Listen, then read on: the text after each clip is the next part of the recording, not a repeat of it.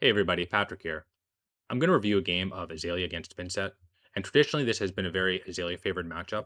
But with the addition of the cards from Rosetta, I think that the matchup is going to be a little bit more fair. I do think that Azalea is still very favored, but there's going to be more games where the Vynnset doesn't just explode to themselves. So let's take a look at the cards that I'm bringing in for the equipment, and we'll go to the cards for the deck. So I'm bringing in Bullseye Bracer. I don't need long draw in this matchup.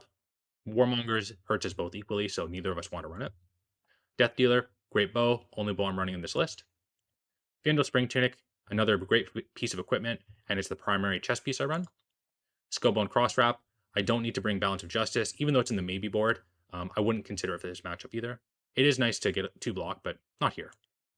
And then finally, Snapdragon Scalers. This is just a good aggressive option when you're looking to try and race and make the opponent have to make awkward blocking sequences and blocking choices, I should say.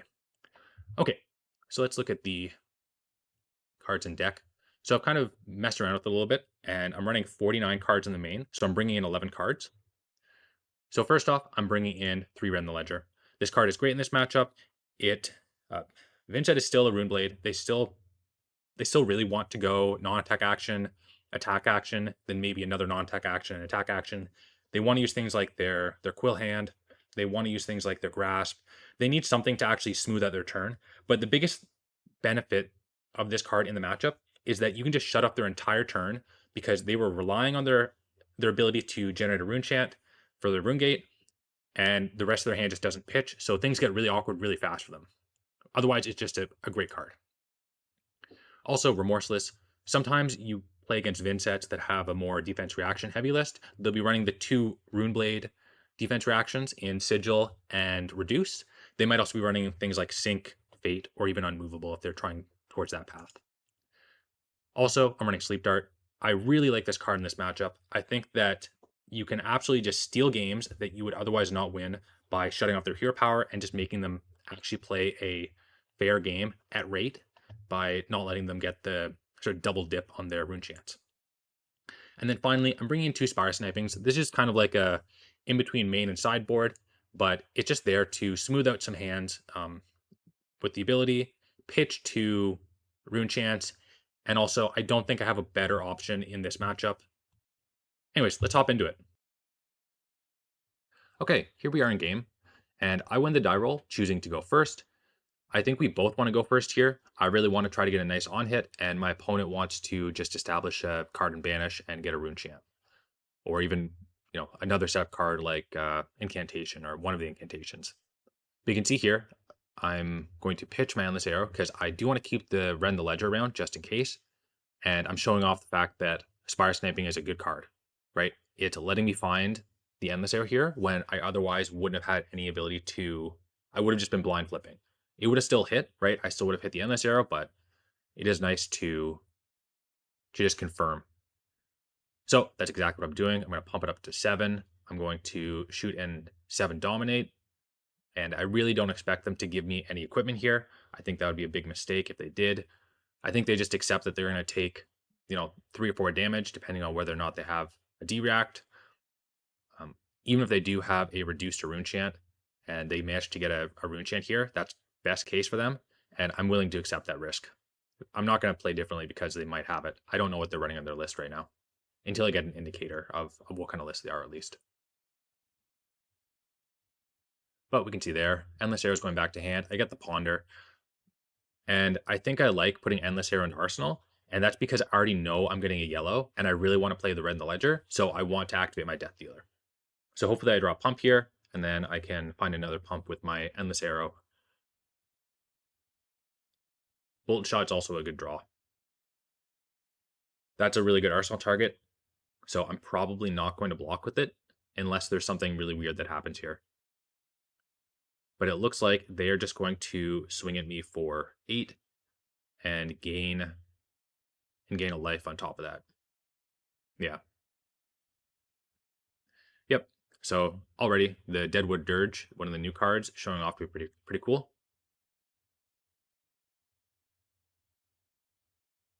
Right? They just kind of generated them rune chant where they needed them. So they're coming in, they're pinging me. I'm not going to block that. I'm not paying for the rune chance. I don't care about the, like, one was unpreventable, so it doesn't make sense to pitch to it. And my cards are better on offense than defense. I'm risking a little bit by keeping the Bolt Shot here because there's a chance that I draw another arrow. If that happens, I'm just going to dump my Bullseye Bracer. That's the power of Bullseye Bracer. Is it bails you out in situations like this. I also expect this game to be fairly quick, so I'm happy to just shoot them with the Bullseye, like just drop the Bullseye Bracer if needed. But I bottom that. I should definitely bottom that, and then just blind flip. Hopefully I hit a pump. If not, then I'll maybe end up using snaps.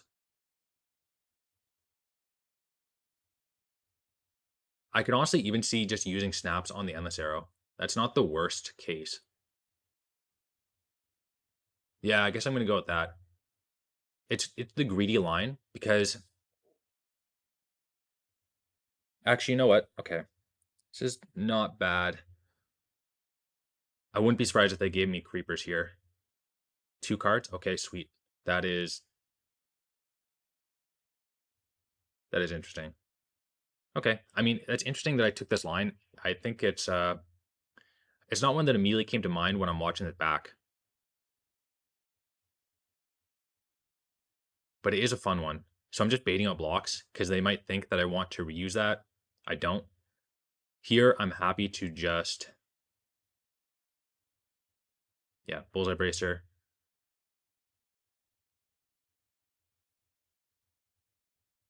Yep. Hold on to all that.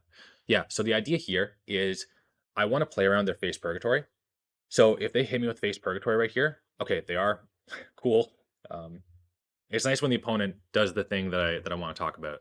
So yeah, they face Purgatory. I have the extra card. Even though I could have Death Dealered to get an extra card, I still think this is good.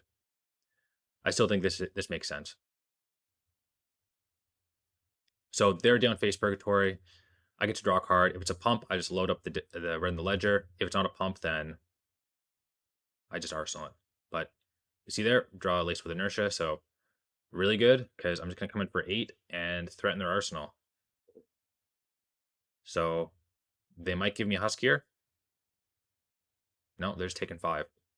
All right, and then they're passing back to me, and I have full tempo. I have Tunic counter coming up, so this can be really good.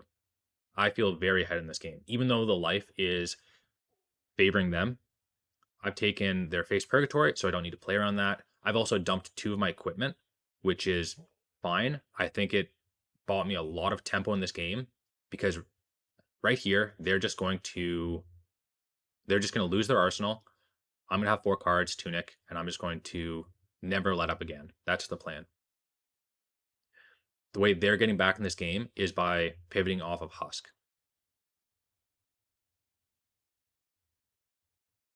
So those are the things that I'm thinking of, uh, both in game as well as in review.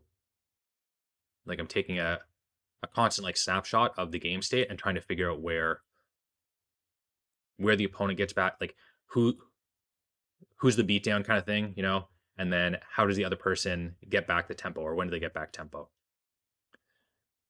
This is a really straightforward hand though. I'm just loading the Remorseless and going pump pump, shoot it for 11, and they might just block out with like, 4 cards. They might block out with 2 cards. They might block out with 1 card. I don't see them blocking out with 3 cards just because they'd lose that card to their banish ability. And Bolt and Shot is a great arsenal. I still have Tunic. So next turn, I'm looking to go like pump, Bolt and Shot with go again, then use Tunic, load a 0 cost arrow with Death Dealer, and then like pump, shoot it, or pump, pump, shoot it. Stuff like that. Like this is a really good, just sort of basic line that you should be constantly looking for with Azalea and like just comfortable setting up. So yeah, I do exactly what I said. I'm going to get to do exactly the line I just mentioned. On their side, yeah, so they get the Phantom Wraith into Arsenal. They choose, so they play with the Malefic, get the Phantom Wraith into Arsenal.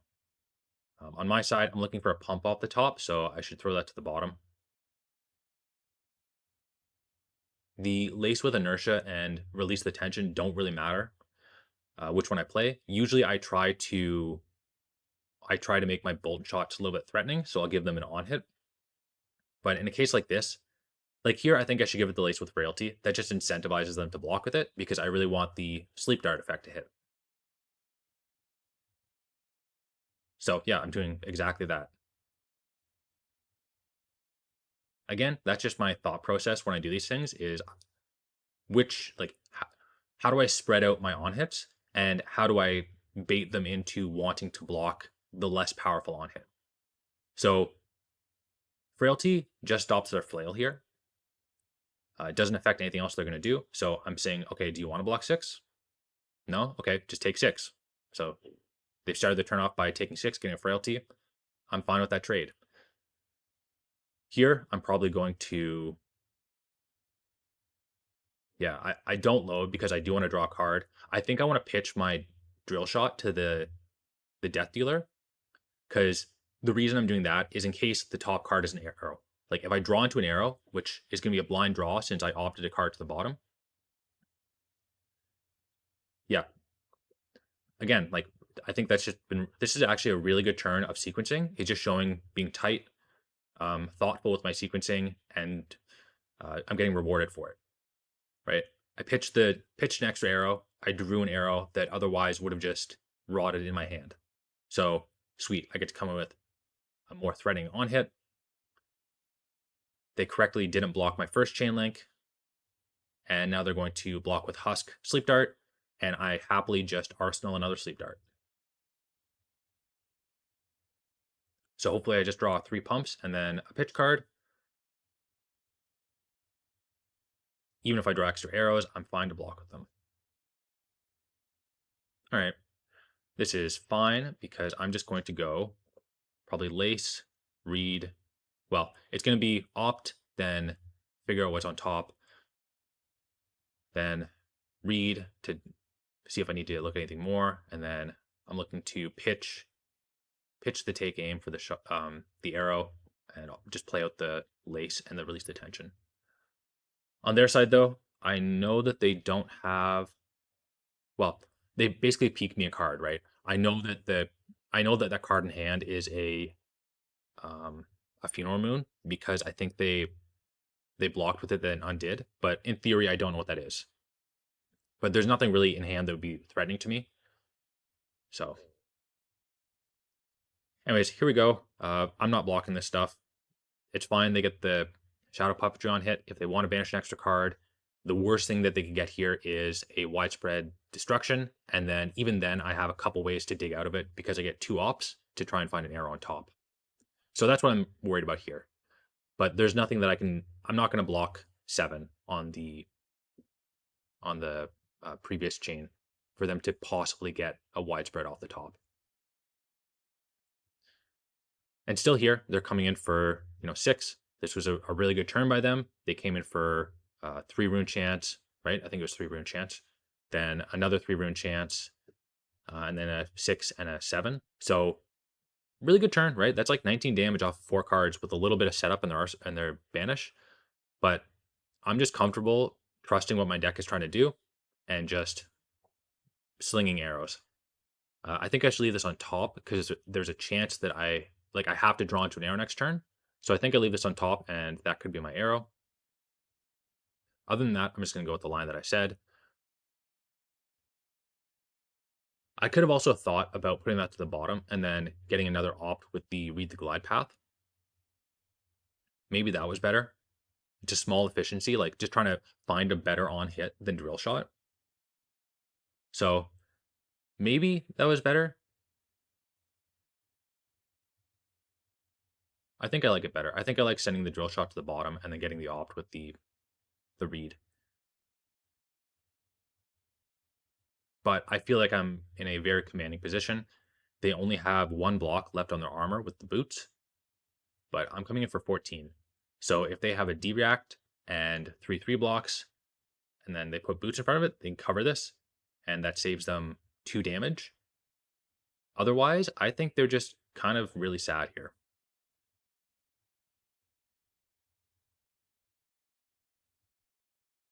Like, they can't just take all of this. They need to block with some number of cards, or else they're dying to Blood Debt and Bloodrot. Fine, sort of a middling block, just trying to close the game out in the next turn or so. The game's gonna end in the next 1 or 2 turns, no matter what. We're just there. It's inevitable. Nice Deadwood Dirge, destroying the Bloodrot. That's a really annoying thing that these Vynnsets and Viscerais do, is Deadwood Dirge destroying my Affliction tokens. So Deadwood Dirge just being 5 value, pretty insane. It's a good old 0 for 5. Here, I'm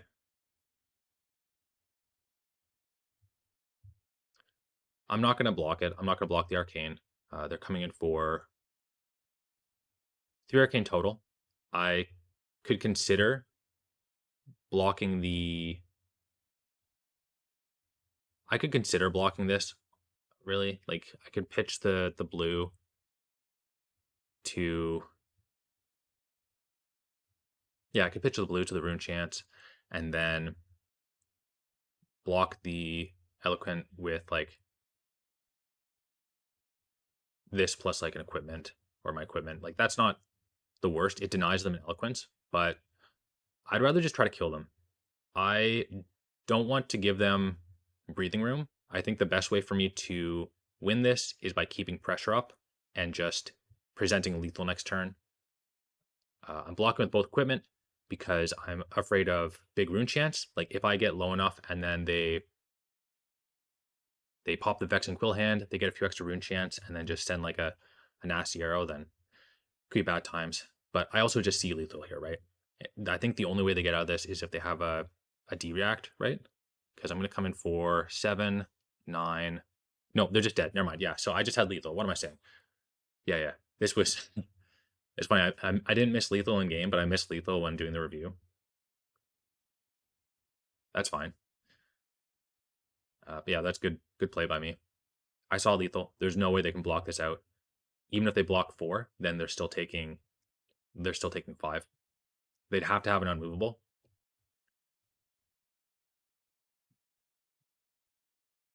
So, yeah. Yep, they're just dead. Got them. All right, there we go. GG's. Here we are on the post game, and that was a really good game to review. I think I did a great job sequencing. I'm really happy with the way that I played that. I think it was like turn 2 or 3 where I ended up going Endless Arrow, Snaps, then they blocked that out, which I think is incorrect. I think they should have just blocked with... I mean, they're playing around Rain Razors, but they just kind of got punked by, right? Like, I just snapped anyways, and then suddenly they only have 2 cards to block with, and then they felt like they're forced to use their Face Purgatory, which I was also playing around, and then just coming in with a Rend the Ledger that didn't actually matter for on hit was just, I think, really tight sequencing by me. So that was fun to see me actually navigate that correctly. And then even following up again in the turn with the Drill Shot and the Sleep Dart was, I think I sequenced that really well and played around my blind draws. So that was really tight by me. My opponent also did play well. I didn't notice anything horrible. I think Vynnset's just a really tough deck to play, especially into a difficult matchup like this. But you can see that also this was a game where Sleep Dart was good. I think this card just forced them to block. Same with Spire Sniping. It made that turn 0 so that I wasn't really blind flipping. But also I think this is a good highlight of when you're playing against these aggressive or like mid-range decks almost, just trust what your deck is trying to do. Even if they have a lot of armor, the life totals aren't going to be a representation of where the game state is. And it's more about tempo and your ability to present meaningful on hits in the correct sequence and actually string together meaningful turns. But yeah, I think it was a really good game to review, and I think it was representative of what this matchup is hoping to look like for the Azalea. Thanks for watching. If you had any questions about my choices in game, or you noticed something I could have done better, don't be shy to leave a comment. Also, check out the description for the deck list as well as a link to FaBrary. Thanks again, and until next video.